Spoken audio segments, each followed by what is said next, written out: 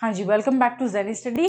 तो हम कर रहे हैं पीरियडाइजेशन ऑफ हिस्ट्री की सीरीज़, जिसमें मैंने लास्ट वीडियो में आपको एंशिएंट इंडिया बताया था कि एंशिएंट पीरियड जो हमारा 6th सेंचुरी बीसी से लेकर 750 AD तक रहता है। With the decline of Harsha's empire हमारा जो एंशिएंट पीरियड है इंडिया में वो भी क्या होता है, वो खत्म हो जाता है। उसके बाद हमारी बिगनिंग होती है मिडिवल पीरियड की। तो मिडिवल पीरियड जो है इंडिया में हमारा 8th सेंचुरी AD से लेकर 18th सेंचुरी AD यानी लगभग 1000 साल हो गए, तो 1000 सालों तक ये रहता है। उसको भी अच्छे से फर्दर हमने कैटेगराइज किया है, डिवाइड किया है अच्छे से समझने के लिए, अर्ली मिडिवल पीरियड और लेट मिडिवल पीरियड में। तो जो हमारा अर्ली मिडिवल पीरियड का जो टाइम है वो है 8th सेंचुरी AD से लेकर 12th AD तक, और जो हमारा लेट मिडिवल पीरियड का टाइम पीरियड है वो है 12th AD से लेकर 18th सेंचुरी AD तक। तो इसको हम वन बाय वन डील करेंगे।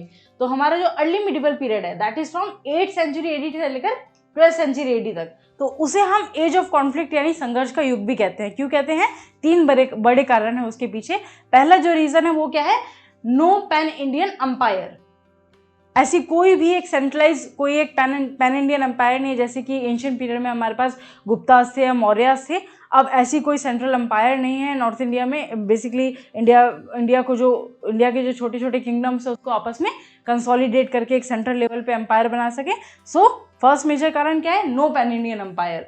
दूसरा जो रीजन है वो क्या है? Absence of any single ruler authority. तो क्योंकि अंपायर नहीं है तो कोई एक सिंगल एम्परर भी नहीं है, तो कोई एक पॉलिटिकल अथॉरिटी भी नहीं है, एक सिंगल अथॉरिटी नहीं है, जिसकी वजह से क्या हो रहा है कि इंडिया को long term stability, political stability देने वाला कोई नहीं है। तो ये हो गया हमारा दूसरा बड़ा रीजन।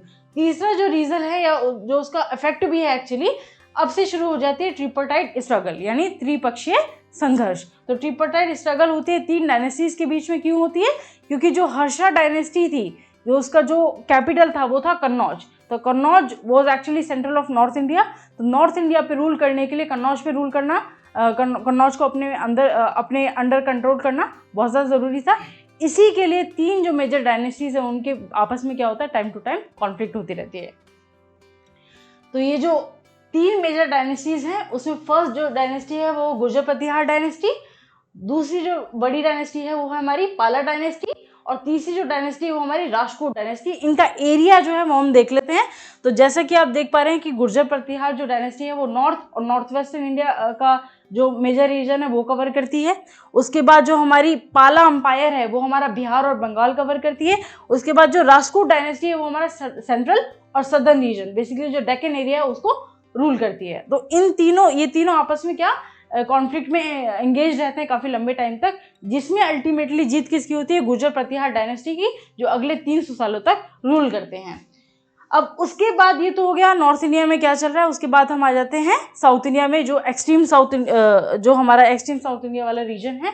उसमें हमने पढ़ा था कि एंशिएंट पीरियड में क्या है, संगम एज में फ्रॉम 1st सेंचुरी BC से लेकर 1st सेंचुरी AD तक जो संगम एज जो हमारी रहती है उसमें चेरा, चोला और पांड्या जो 3 डायनेस्टीज है मेजर, वो जो तमिल रीजन है उस पर, और जो आज का हमारा कर्नाटक और केरला भी कवर करता है, उस पर रूल कर रही होती है। तो इन तीनों जो डिसेंडेंट हैं उनके, वो कंटिन्यू अपना रूल करते हैं अर्ली मिडिवल पीरियड में भी। पर इनमें जो सबसे ज़्यादा जो पावरफुल होते हैं वो होते हैं चोला, जिन्हें हम मिडिवल पीरियड में इंपीरियल चोलास के नाम से भी जानते हैं। तो जो चोला अंपायर है वो हमारी मिड 9th सेंचुरी से लेकर 13th सेंचुरी तक रहती है। अब इसकी अगर मैं कुछ कैरेक्टरिस्टिक्स की बात करूं तो जो उनका अंपायर का फैलाव है वो कावेरी जो रिवर है उसका जो बेसिन है उसके अराउंड है, और ये कामयाब हो जाते हैं इंडिया में एक सेंट्रलाइज अंपायर बनाने में। और जो इनकी मैरीटाइम अंपायर है यानी नेवल आर्मी है वो बहुत ज़्यादा स्ट्रांग होती है।